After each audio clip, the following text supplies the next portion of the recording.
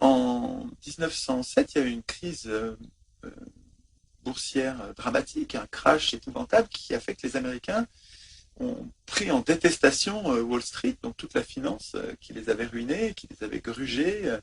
Et les Américains ne voulaient pas entendre parler d'une banque centrale, surtout pas dominée par Wall Street. Euh, Vraiment, quand on parle de complot, c'est objectivement une manœuvre secrète contre l'intérêt général, en faveur de certains intérêts particuliers qui s'entendent entre eux en cachette, en douce, pour obtenir un avantage, un privilège. C'est la définition du complot. Et je trouve que l'ère du temps aujourd'hui, qui consiste, dès qu'on entend complot, dès qu'un citoyen ou un groupe de citoyens dénonce un agissement occulte, un complot, euh, une série de chiens de garde se lève pour dénoncer les théoriciens du complot, comme si toute dénonciation de tout complot était une paranoïa, une maladie, une espèce de faiblesse de l'esprit euh, euh, qu'il faudrait déconsidérer. Mais ces gens-là croient-ils vraiment qu'il n'y a aucun complot nulle part? On est prié de croire que il n'y a plus de complot, les complots n'existent plus, tout le monde est beau, tout le monde est gentil, c'est bisounours, les riches n'ont pas de projet, les riches n'ont pas d'intelligence, les riches n'ont pas des intérêts à défendre, les riches font tout dans la transparence en montrant tout à tout le monde. Non, les complots, il y en a toujours eu, il y en aura toujours. Il y en a plein qui ratent, quelques-uns qui réussissent, et c'est l'honneur des journalistes, des vrais journalistes, c'est-à-dire ce que les révolutionnaires appelaient les sentinelles du peuple, que de traquer ces intrigues, de les chercher, de les dénoncer, de les mettre au grand jour.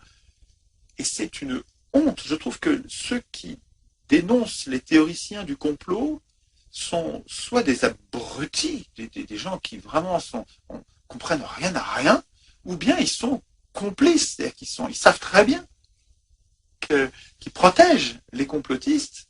Et donc là, c'est vraiment des affreux.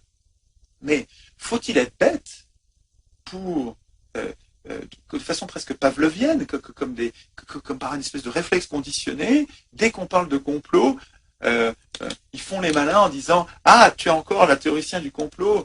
Ah ouais, t'es malin. Quelle sagacité, quelle perspicacité. Tu as su déjouer en moi le théoricien du complot. Enfin, c'est ridicule, quoi. Là, on a deux auteurs, donc Mullins et Sutton, qui ont passé une grande partie de leur vie, 40 ou 50 ans, à reconstituer patiemment le puzzle d'intrigues cachées. Euh, euh, je ne suis pas sûr du tout que tout soit vrai, vérifié. Ils se sont peut-être trompés sur certains points, ils ont peut-être cru sur certains points. Bon, recoupons, cherchons, mais tout repousser en disant c'est de la théorie du complot, c'est de la bêtise ou de la félonie, de la complicité de complot.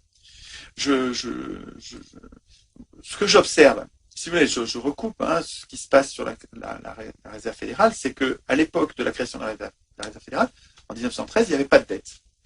L'État américain n'était pas endetté. Et que du jour où l'État américain a consenti à chaque fois qu'il avait besoin de l'argent, à l'emprunter auprès de banquiers privés, depuis ce jour-là, la dette américaine ne fait que grandir. Et la, les congressmen, les députés américains, sachant le danger qu'il y a à créer autant d'argent, ont toujours essayé de limiter le truc avec un plafond de la dette, avec une limite. Et depuis cette époque, ils n'arrêtent pas de changer, d'augmenter la limite. Là, en ce moment, la limite, elle est à 14 200 et quelques milliards de dette. 14 000 milliards. C'est énorme comme plafond. Et ça y est, on est en train d'arriver. Hier, on était à 100 milliards en dessous de la limite. Donc, et ça monte tous les jours, je vous dis. La réserve fédérale en crée un et demi par jour. Donc 100, vous y êtes en 2 mois, quoi. Hein, vous êtes très très vite. Euh,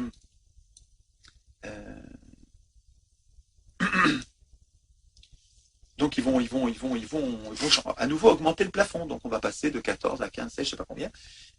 15 000 milliards, je répète, 15 000 milliards de dettes des Américains envers les banquiers de la Banque centrale américaine. 15 000 milliards de dettes, c'est absolument pas remboursable. pour l'instant, ce que font les Américains, c'est qu'ils ne font que rembourser l'intérêt de cette dette.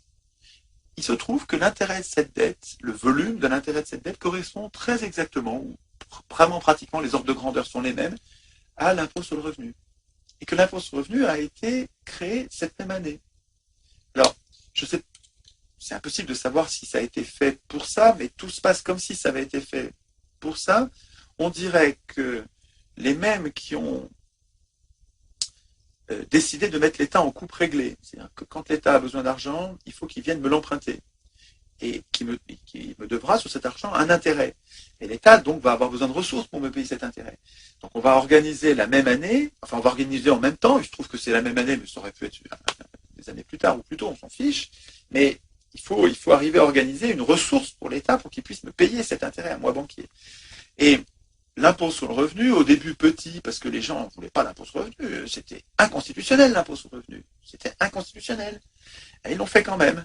Et au début, il a dû être petit, puis progressivement, il est devenu de plus en plus important, de plus en plus important. En fait, il sert à financer. Si vous voulez, vous apercevez qu'au début, il n'y a pas de dette, il n'y a pas de déficit public, et puis progressivement, ça s'est passé la même chose en France depuis 1973. Hein.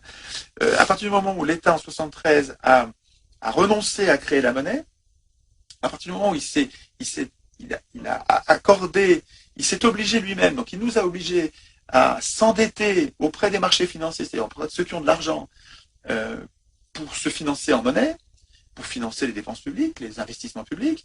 À partir de ce moment-là, la dette publique qui n'existait pas, il n'y avait pas de dette publique, quasiment rien. Cette dette s'est mise à augmenter.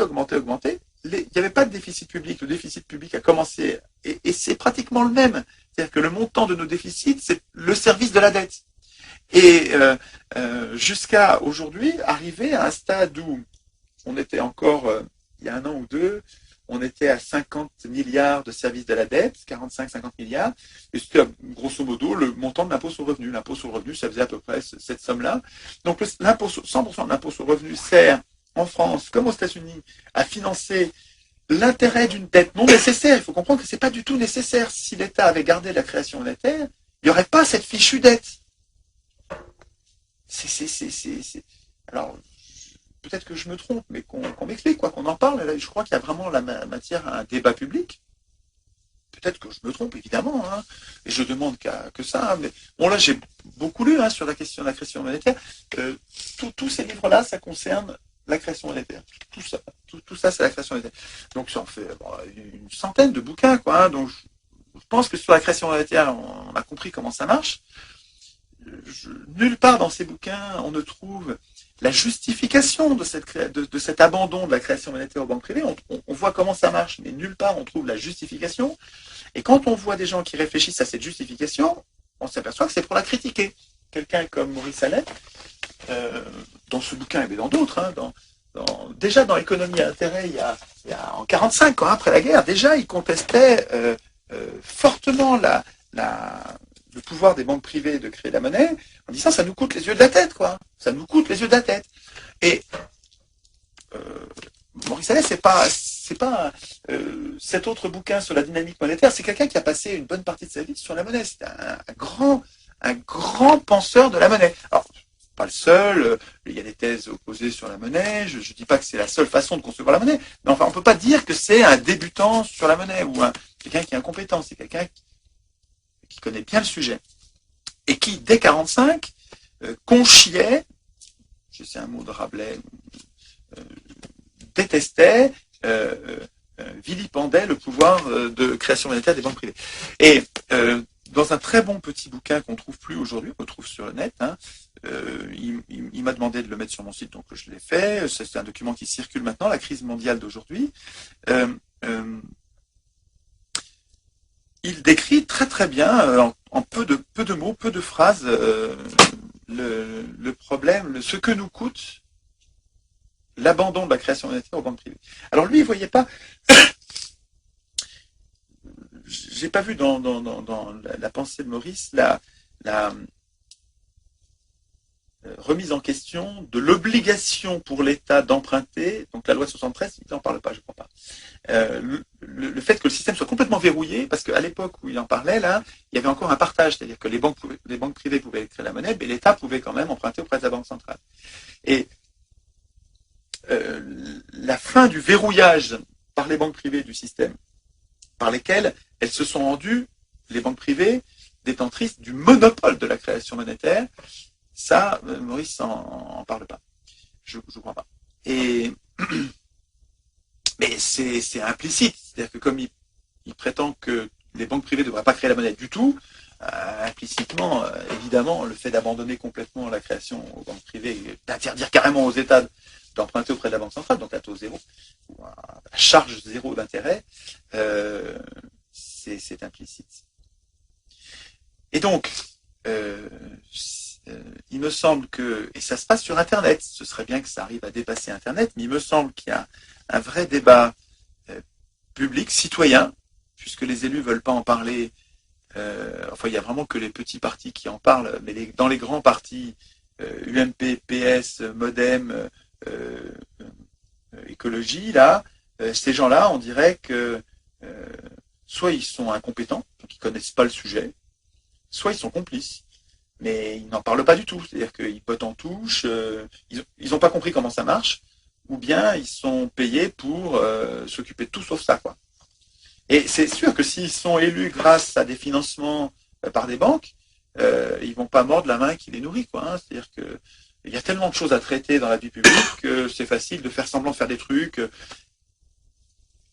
sans s'occuper de l'essentiel. Parce que si on ne s'occupe pas de la création monétaire, on fait que gesticuler. Les secrets de la réserve fédérale, c'est un plus gros livre, mais qui se lit lui aussi comme un roman policier. C'est bien écrit, c'est fluide, c'est crédible, c'est très documenté. Il y a des sources qui sont très utiles, qui vont nous être utiles pour résister. Et il va plus loin que simplement le complot de la création de la création de la réserve fédérale et de l'impôt sur le revenu. Il va plus loin, puisqu'il étudie ce qu'ont rendu possible ces magouilles, le rôle des banques dans les guerres, le rôle des banques dans le financement d'Hitler, le rôle des banques dans toutes les guerres. C'est très très très intéressant. C'est une bombe, ce bouquin. Hein. C'est un livre important, un livre qu'on devrait lire, un livre que au moins tous les profs d'économie. Moi, j'ai enseigné l'économie pendant 10 ans. Putain, je savais pas ça, je m'en veux, quoi. Hein. Je veux dire, j'avais rien compris au truc, quoi. J'étais prof. Et je crois qu'il y a plein de profs comme ça qui ils savent que ça existe confusément, mais ils n'en parlent pas, quoi. Hein. Et c'est pas bien, c'est pas bien. Je veux dire, il y a un défaut de formation, d'information de la part des experts. Alors, je pense aux profs d'économie en général. Je ne parle pas des économistes qu'on entend à la radio, à la télé. Eux, je me fais pas d'illusions. Je pense que les économistes qu'on entend sur les radios ont une pensée prostituée. Je pense que c'est le bon mot. Je ne sais plus qui l'utilisait. J'ai entendu ça il n'y a pas très longtemps et je trouve que c'est une expression qui convient bien. Je pense que depuis le 19e siècle, les économistes, et déjà Marx critiquait l'économie politique parce qu'il voyait bien que l'économie politique, c'était la justification théorique d'une oppression. C'était un système doctrinal qui servait à justifier scientifiquement une oppression, la domination d'un groupe d'humains par d'autres. Ça continue à être ça. C'est-à-dire que les économistes, si vous regardez, pour comprendre pourquoi cet économiste que vous entendez à la radio parle, cherchez à savoir pour qui il travaille. Et vous allez voir que c'est pour une revue, pour un journal économique qui appartient à une banque ou qui travaille directement dans une banque. Vous allez voir que cet économiste qui parle tous les matins ou tous les soirs, il travaille directement pour une banque. Vous allez voir. Et ça permet mieux de comprendre que c'est vraiment une pensée prostituée. Ces gens-là servent à justifier avec un vernis scientifique qui est totalement fantaisiste. Hein, fantaisiste. Ces gens-là prétendent que le marché alloue idéalement les ressources. C'est répartit les ressources idéalement. C'est une blague, on voit. Ça n'a jamais marché. Les faits montrent tout le contraire, le radical contraire tout le temps. La théorie standard économique, la théorie standard, c'est le nom qu'on donne à la presque totalité des économistes. est en faillite absolue, faillite absolue. Elle ne tient pas ses promesses, elle se trompe sur tout, en croyant tout quantifier mathématiquement, en jouant à la science, en s'appelant science économique. Elle est une tartufferie euh, révoltante parce qu'elle justifie les inégalités, elle permet que l'oppression continue à durer. Non, les économistes sont, en tout cas les économistes, les éditorialistes, sont une pensée prostituée. Alors bien sûr, il y a des économistes résistants, et je ne pense pas à eux. Je sais bien qu'il y a des économistes formidables qui résistent contre la domination, mais ils sont peu nombreux, quoi. Ils sont peu nombreux. La plupart, ceux que vous entendez à la radio, sont presque tous au service du pouvoir. Donc il faut qu'on arrive à se former nous-mêmes pour s'émanciper, quoi, sans éviter d'être manipulé.